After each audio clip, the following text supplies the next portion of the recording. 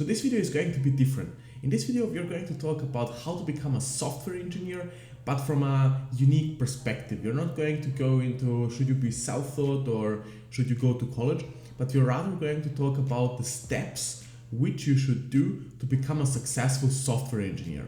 And by software engineer, I don't mean a web developer, I mean really a software engineer who understands the ins and outs of different software types in different environments. So the first thing when it comes to software engineering is online courses, which in my opinion is actually not the best path you should start with.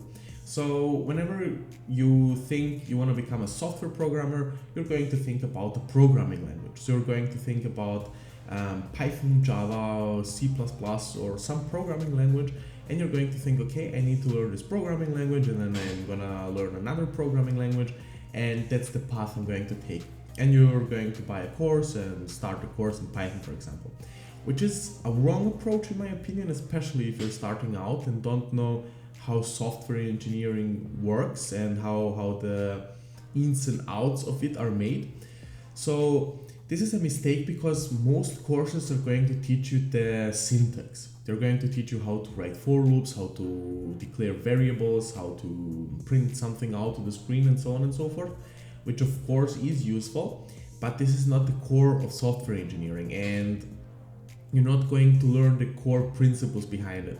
So what I would recommend is actually start reading books. So first of all, what I have noticed, because I have done the same path, I have started with online videos, YouTube and Udemy, and it took me like 1 or 2 years to actually start reading books about software engineering.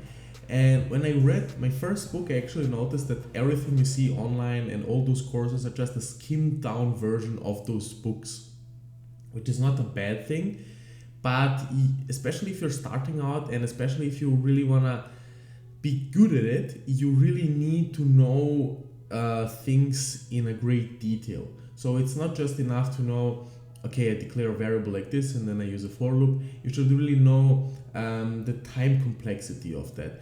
You should really know what programming language is suited for different types of work and why it's like that. You should really know the processes behind it and why you're doing something in a certain way.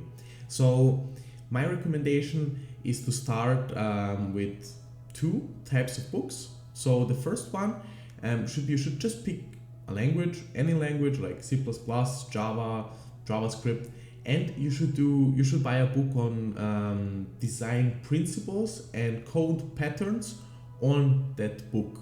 So there are numerous books that show you design patterns and coding patterns within a programming language. And if you know those, for example, for Java, you're also going to be able to apply those for any other programming language. So what you should learn is what are classes, what are objects, how are they used in a certain way, where should you use them, where you shouldn't use them, then go into more complex stuff like MVC patterns and more complex patterns. You should find a book that suits your speed of progress there. So maybe you should start with something intermediate, more advanced, or really beginner, or something that is maybe a wider scope.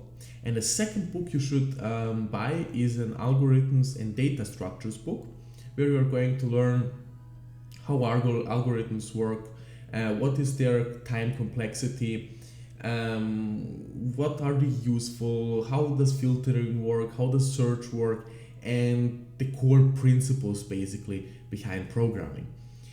So even though you're not really going to need to think of really complex algorithms or use math so much, it is extremely useful that you know those principles behind it. And first of all, you're going to be able to apply them to certain problems much easier. You're always going to stand out. So my perspective on this is how you can be really good and successful in this field and really be the person who knows the ins and outs of each problem, and not just learn a framework and basically do that framework and that's all you can do. Of course, you should also use YouTube and Udemy to learn certain courses, but that shouldn't be the core lectures or the core material that you are using. So in my opinion, you should use YouTube and Udemy more to learn a certain framework or to learn a certain tool that you don't necessarily need a book for. For example, I don't know, you know a lot about cloud infrastructure and you know a lot about software design principles and software architecture, and you want to maybe learn Terraform, and for that you really don't need a book on Terraform. You can take a Udemy course or a YouTube video to get familiar with the concrete syntax used within Terraform. But if you know the principles behind it, if you know what security is, how to apply security, if you know what vertical, horizontal scaling is, you are not going to have a problem learning Terraform. You can basically learn it in a few days because it's only going to boil down to the syntax. But if you don't know the core fundamentals behind it and you learn the syntax, you are only going to rely on copying existing code from the internet, which of course works in some cases, but it shouldn't be really your main way how you resolve issues. So after you have learned the fundamentals and after you have learned or read a few books about this, you should go and start creating your own project. So basically, while you're reading the books, of course, you're going to code along and create your mini projects. But after you're familiar with that and after you have created some mini applications, then you should start applying for either some freelancing projects or applying some of your own projects and your own ideas. So basically, don't look at this like making money. Just go to a freelancing website or ask people around you, or maybe create your own project, like more simple stuff and something to get you familiar with how this works in real life, and to get you familiar with what are the pitfalls when you're really developing code that goes into production. Stuff like security, being hacked, how are you going to support more users than one user. So for example, one really big problem is if you're reading books and doing tutorials, what you're mostly going to learn is how to, I don't know, create a user registration module. So but the problem with this is you're going to learn how one user at a time can sign up for a website. But if you have 10 users, then you're going to have the problem of scaling. How are 10 users going to simultaneously access an API that is single-threaded, for example?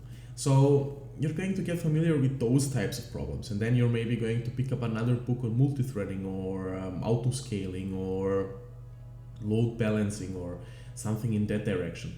So that's the reason you should start with smaller projects and build your own projects out, test them, maybe do load testing, try to break it and learn on the way.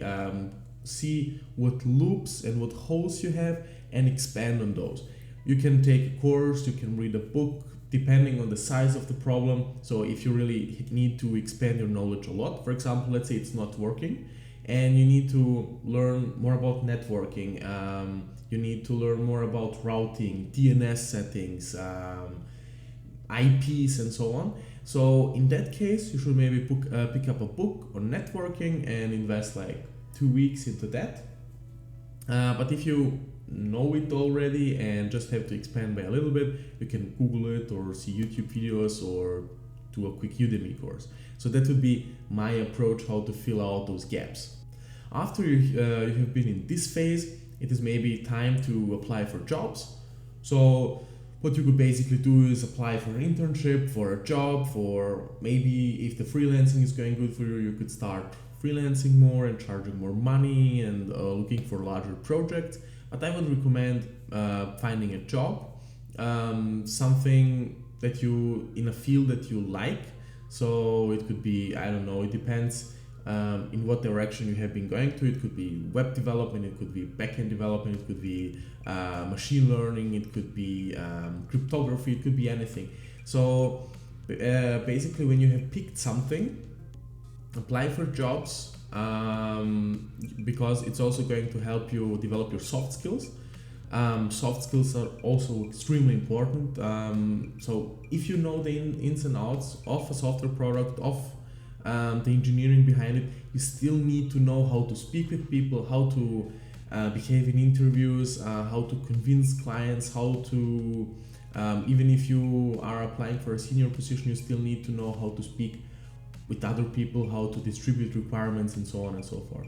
So you should, in this phase, apply for jobs, talk with people about this, try to expand your horizon each time. So if there is, for example, a bug, something is not working, don't be the person who's just going to report it. Be the person who's trying to fix it, who is trying to talk about it, who is trying to ask people around how to fix it.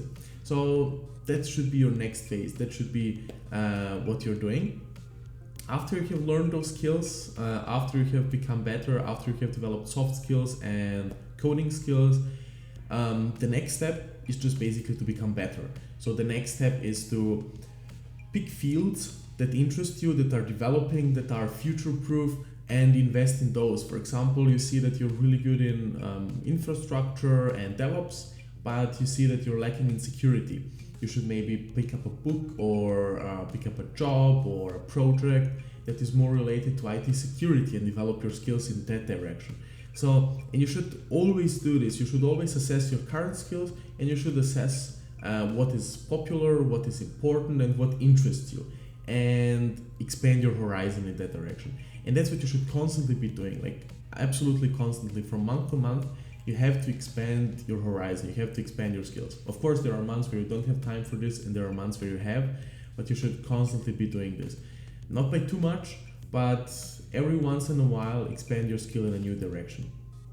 So the entire process is going to be, of course, a lifelong process. But before you get your first job, I would say you should at least spend 6 months to a year, depending on how serious you're looking at this and how much time you're willing to invest. If you're willing to invest 6 to 8 hours a day, 6 months is going to be enough for you. But if you have less time, you're of course going to need more months. So that is what I have done, and this is my approach. Of course, I haven't spoken about if you should go to college for this or not. I have another video that covers this topic, but this is the process and those are the steps you should be taking to really become good at this field. So I hope this video was useful to you and you learned something on the way. So check out noveltechmedia.com, subscribe to the channel, and let me know in the comments what you think. So thank you so much for watching, and see you in the next video.